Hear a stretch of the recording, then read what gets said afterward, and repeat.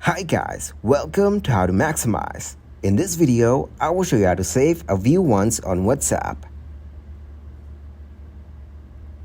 First of all, open up the Play Store.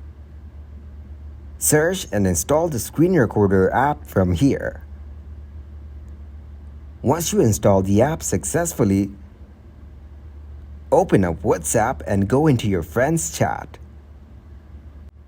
Make sure your recorder is on and put your phone on airplane mode. Then tap to view the photo your friend sent on View Once. After that, turn on the Wi-Fi. Now you have successfully saved the View Once picture or video in your gallery.